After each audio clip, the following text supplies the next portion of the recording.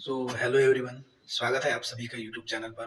तो आज का वीडियो उन सबके लिए है जिन्होंने लास्ट ईयर के सारे बैंक एग्जाम दिए हैं, चाहे एक्सपीरियंस के लिए दिए हो या अच्छे से प्रिपेयर करके दिए हैं। और उनके लिए जो लंबे समय से प्रिपेयर कर रहे हैं पर फिर भी उनका मेंस रह रहा है, मतलब नज़दीक से रह रहा है या कभी प्री नहीं निकल रहा है। और उनके लिए भी है जो बिगिनर है पर प्री के लिए अच्छे से प्रिपेयर्ड है, मतलब जिनका स्कोर परसेंटाइल ठीक-ठाक आ रहा है और जो खुद कॉन्फिडेंट है कि उन्होंने अच्छे से प्रिपेयर कर चुके हैं और कोई भी प्री रहे वो निकाल देंगे, मतलब इस लेवल की तैयारी जिनकी उनके लिए है। और रही बात एग्ज़ाम की, फिलहाल ये 3-4 महीने कोई एग्ज़ाम नहीं है। तो जिनका एनआईसीएल का है वो अलग एक है, पर जो जिनका नहीं है उनके लिए देखिए ये 3-4 महीने काफ़ी क्रूशियल है, मतलब अप्रैल से तो अगस्त तक की कोई एग्ज़ाम नहीं है आपका। अगस्त में आपका आरआरबी होगा, वो होगा तब की बात है। पर देखिए फिलहाल आपके पास ये 4 महीने काफ़ी क्रूशियल है, जिसमें आप जो ये 4 महीने अच्छे से यूटिलाइज़ कर कर लेता है, उसको काफ़ी फ़ायदा होता है। मतलब मेरे को खुद को हुआ है, 2022 की बात है, मैंने भी ये जो 3-4 महीने अच्छे से यूटिलाइज़ किए थे, इसमें मॉक दिए थे और मेरे वीक सब्जेक्ट पर फ़ोकस किया था और पेपर्स एनालिसिस किए, टॉपर्स की इंटरव्यू देखे, इन सब चीज़ों ने मुझे काफ़ी बेनिफिट की। और जो स्ट्रैटेजी मैंने फ़ॉलो की थी, वो मैं आपको शेयर कर रहा हूँ। आपको भी इससे फ़ायदा होगा। तो लेट्स बिगिन, वीडियो को लास्ट तक देखिए। देखिए यहाँ पर मैंने पूरा सब्जेक्ट वाइज़ आपको क्या-क्या करना है, कैसे-कैसे करना है, पूरा बनाया है और ये चीज़ मैंने भी फ़ॉलो की है, मुझे इससे फ़ायदा हुआ।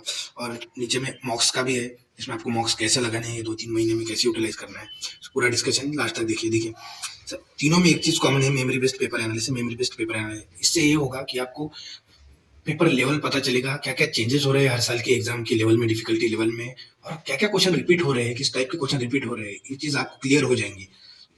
पेपर एनालिसिस मस्ट है, मेमोरी बेस्ड पेपर हर टेस्ट के प्लेटफॉर्म पर आपको मिल जाएंगे, मॉक टेस्ट के प्लेटफॉर्म पर। वहाँ से गूगल पर भी आप पीडीएफ से ले सकते हैं या यूट्यूब पर से भी आप काफ़ी सारे एजुकेटर डालते हैं तो आपको मिल जाएंगे। तो देखिए क्वांट के लिए आपको, और ये तीनों में से आपको कौन सा भी सब्जेक्ट आपके पसंद से आप ले सकते हैं। हाँ मैंने लिखा है वैसे ही आप फॉलो करना है, ऐसा जरूर नहीं। तो देखिए आपको पीओ मेंस के सारे डीआई सॉल्व करने हैं, चाहे यूट्यूब से हो या मेमोरी बेस्ड पेपर से खुद से सॉल्व होते हैं तो बहुत अच्छा। और मेंस लेवल का कैसलेट, क्योंकि पीओ लेवल का आपको सॉल्व करना है। पीओ के लिए अगर आप प्रिपेयर रहेंगे तो क्लर्क आपको इजीली क्रैक हो जाएगा, कोई बड़ी बात नहीं है। मिसलेनियस टॉपिक देखिए, नंबर सीरीज हर कॉन्ट के पेपर में रहता है, मेंस लेवल का क्वाड्रेटिक इक्वेशन रहते हैं, सेंटेंस बेस्ड क्वेश्चन रहते हैं, और जो भी चीज़ें आती है मिसलेनियस में, या वो 2 स्टेटमेंट दे रहे थे उनमें से आंसर निकालना होता है, ओनली 1 सफिशिएंट, ओनली 2 सफिशिएंट, इस टाइप के क्वेश्चन। तो ये प्रैक्टिस करनी है, ये चीज़ें आपको मेमोरी बेस्ड पेपर एनालिसिस से आएगी, तो आप इसे फॉलो कीजिए। और इंग्लिश के लिए देखिए मेमोरी बेस्ड पेपर एनालिसिस ये तो ज़रूरी है ही, क्योंकि आपको देखना है कि आरसी किस लेवल के आ रहे हैं, क्लरिकल में क्या डिफरेंस है आरसीज में, मतलब पैसेज का क्या लेवल रहता है, पीओ लेवल में क्या डिफरेंस है। और रीडिंग तो मस्ट है ही, और रीडिंग और प्रैक्टिस कीजिए मेंस लेवल के आरसी, सेक्शनल मॉक दीजिए, प्रैक्टिस मॉक या ऑली बोर्ड से। मुझे इनका इंग्लिश काफ़ी हाई लेवल लगता है, और हाई लेवल से ये होगा कि प्रैक्टिस अच्छी हो जाएंगी आपकी, तो आपको पेपर कितना भी हार्ड है आपको मतलब उतना डिफिकल्ट नहीं रहेगा। तो इसलिए प्रैक्टिस मॉक या ऑली बोर्ड मैं सजेस्ट करता हूँ पर्सनली। और रीजनिंग के लिए देखिए memory based paper analysis, mains level के coding, decoding, PO PO clerk, कोई भी लेवल का आपको सॉल्व कीजिए, हर पेपर में आपको ये कॉमन मिलेगी, ये 3-4 topic, coding, decoding, input output, direction sense, alpha numerical series जो मेंस लेवल का है, स्टेटमेंट वाले एनालिटिक रीजनिंग में आते हैं। ये आपको कॉमनली मिलेगी ही मिलेगी, 4-5 क्वेश्चन इन सब पर हर पेपर में मिलेंगे, और ये चीज आपको पेपर एनालिसिस से पता चलेगी। आप एनालिसिस कीजिए और इनकी प्रैक्टिस कीजिए, और इसका भी सेक्शनल मॉक दीजिए, प्रैक्टिस मॉक, हॉलीवुड, अड्डा, कोई भी मेंस लेवल का।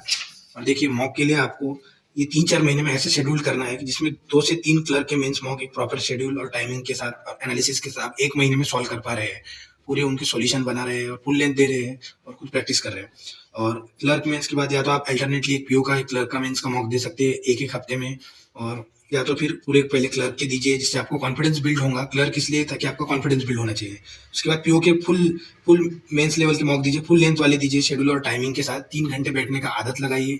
आप उस कंडीशन में अडप्ट होना चाहिए, आपको आदत हो जाएंगी और आप अडप्ट हो जाएंगे उस सिस्टम के लिए, 3 घंटे बैठने के लिए, सॉल्व करने के लिए। और खुद को मतलब प्रैक्टिस से आपको आएगी ये चीज़ें, धीरे धीरे डेवलप होगी, पहले पहले नहीं लगेगा कि पूरा बैठना होगा ये सब।